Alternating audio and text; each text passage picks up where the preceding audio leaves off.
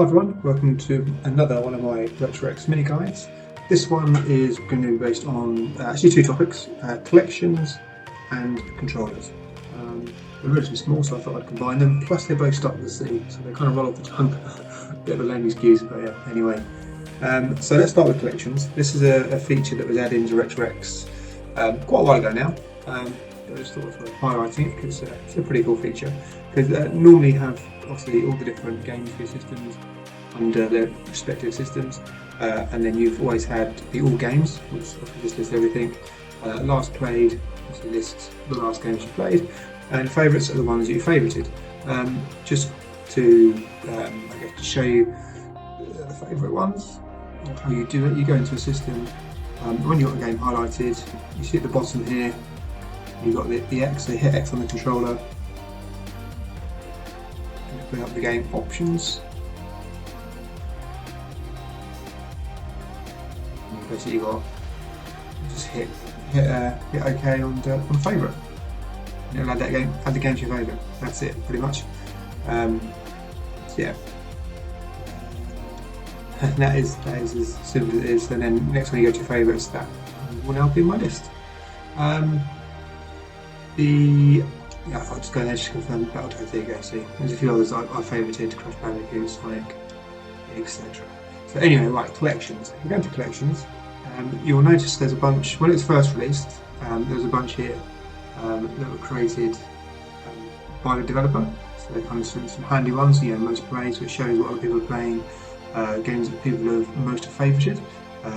Some recommendations by RetroX themselves. Some good games to try. Ones that are trending this week, ones that, you know, like I say, as it says on the tin, trending this week. A few other ones around some early 90s games, latest arcade games, ones containing animated characters, new games to try. And it's quite clever in the fact that it knows. So if we go into like the latest arcade games, for example, it's only got one in there because it's clever that it only shows you games from the collection that it knows that you have. So obviously this collection will include a whole bunch more, but for the moment I've literally only added 4 or 5 games for arcade under Final Burn. I haven't added anything from main to this system, so out of that collection it's only showing me the ones that I actually have. Because you know, a bit pointless and a bit of a tease if it showed you a game that you didn't actually have. You're like, oh, that's a cool game, I'll play that. Oh no, I've got it. So it's pretty clever in that respect. So yeah, you've got the built-in ones.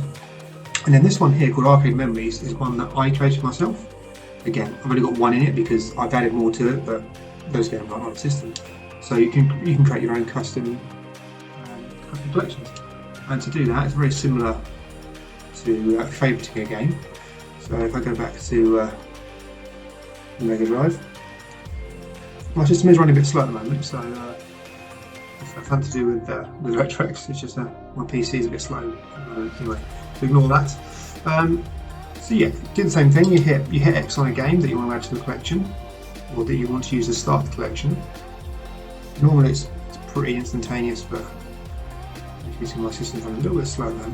But you go across to this plus sign here, which is Add to Collection, and then you basically get the option to add to existing. So Arcade Memories is my existing one, or I can click New Collection, or if I go Manage Collections, I can basically go through.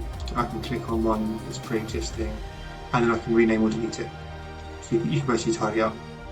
So what we want to do is create a new one. So we're back in, go across to the plus, to add to collection, new collection, and I'll just call it demo for now. And that'll add it to demo. Then I'll just pick another one, blue.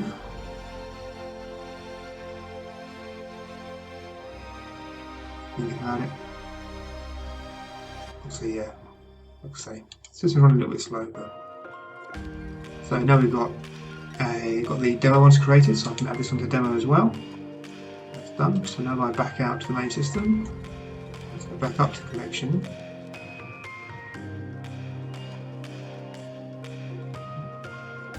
Back up to collection. And now you see we've got one called demo. If I go in here, here's 2 games I added.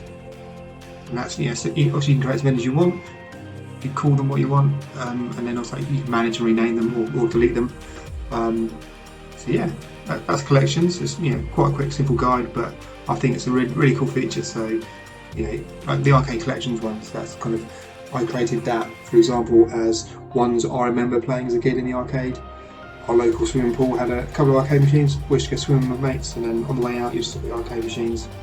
Things like Toki or Toki, however you pronounce it, and things like Double Dragon, WWF was there as well, those kind of games. So I added a few of those to that collection just to bring back some childhood memories. But so yeah, you can create whatever you want. So that's the first part, collections. Answer any questions, put them in the comments. Also, we'll catch us on the Facebook group and Discord. There's Discord as well. Although the Facebook group is the main active place for chat around RetroX and help and support and that kind of stuff. So anyway, on to the next part, which is controllers. Now, before I do, obviously, your controller needs to work with Android. Otherwise, it's never going to work with RetroX anyway. So the first thing to do is map presumably it's Bluetooth. It might be USB, whatever. Connect it to your Android device and make sure you can actually control Android with it. You can move around the menu, with the cursor keys, etc. and select stuff.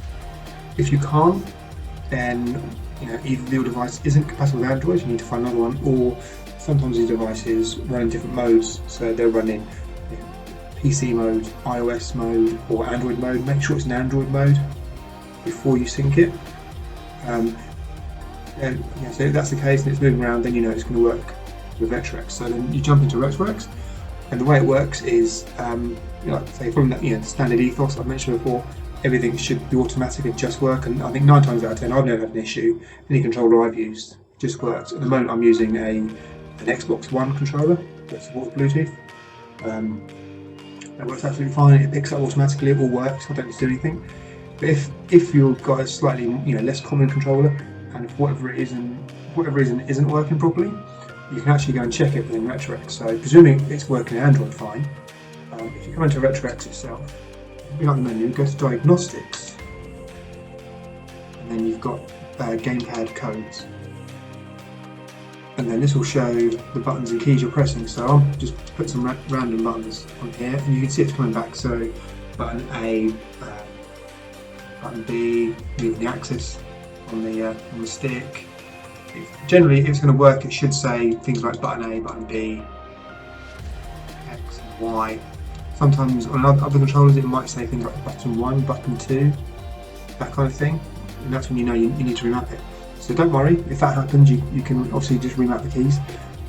So again, we'll just go back into here and we'll go to system settings, gamepad settings. The touchscreen controller, so the way it works is if RetroX doesn't detect a physical controller, it will display the on-screen controls, presuming you're going to be on a phone or a touchpad or that you're using touch input. If it does detect a controller, they'll disappear. If you're always going to use a controller, you can turn this off to, rather than automatic, you can turn it to off, or always on, whichever you need. It just depends on your setup. And then the other thing, obviously the Open Bluetooth settings is the link to the Bluetooth settings on the device. The NC Controller Automap, I'll have to double check that. I'll find out what it is and maybe put it in the comments, but I've never used it, so I'll find out what that is. And then gamepad button map is the one you want. So you come in here, basically have a picture of a standard pad. Use the cursor keys, just to move around. So I'm pressing left and right and up and down on the cursor keys here, just to move around to the button. This may be causing a problem. And obviously, if it's not working at all, then just remap all your keys. So I've got A highlighted, so I'll press A on my gamepad, and then go to Y, press Y on my gamepad, B, press B, and X, press X. So now what I can do is I can press Y and see it light up. B, X, R1, R2, yep, start, select. Of course, you can't see what I'm doing, but you can see on the screen that as I press a button, it highlights. So I can see on here that that it says on the screen that they're actually working. So I can move around on the keys here, clicking right 3, clicking L3, you know, so it all works. So if you have an issue, this is, like I say, this is where you come in and you can remap it to the right keys, click save, and you don't undo and cancel, because I've probably just messed it all up. So just click cancel so nothing's changed. But if you weren't working that problems, you do that, you remap it, and then you'll be good to go. Because you'll notice, if I quickly launch a game, normally you'll get a little message at the bottom saying that it's mapped the pad to player 1. So the way it works is when you launch a game and you hit when you hit the button for the first time on the controller, that controller is then assigned to player 1. If player 2 then wants to join in, you play a 2-player game, that second person just presses the button on their gamepad, and then that gamepad will be assigned to player 2, and that's how it works. So let me just confirm that. I just want to game up quickly. Like I say, this is still a little bit sluggish. Hopefully it'll launch the game okay.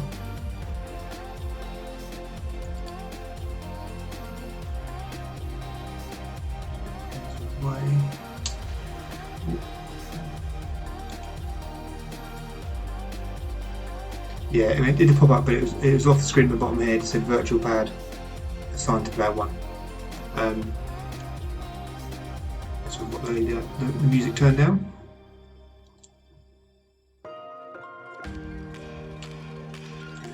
Running.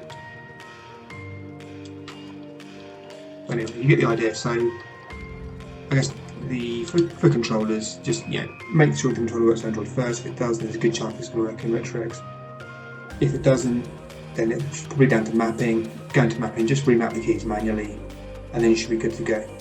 And that's pretty much it. So, so that's the controller portion covered, and collections. Pretty short and sweet, but again, it's another good couple of features of RetroX. So, like I say, the guide's continuing. I'm trying to work through all the little, areas of RetroX, all the little features that people may or may not know about, and just basically highlight them, give everyone a good understanding of how it works, because I imagine there's a few people out there that have been using it for a while and didn't realise that you could do certain things. So I hope they're useful. I'm going to carry on, do a few more. Obviously, if you like them, please give them a like on YouTube, and obviously it will really help you subscribe as well. And yeah, thanks for watching, and I'll catch you guys later.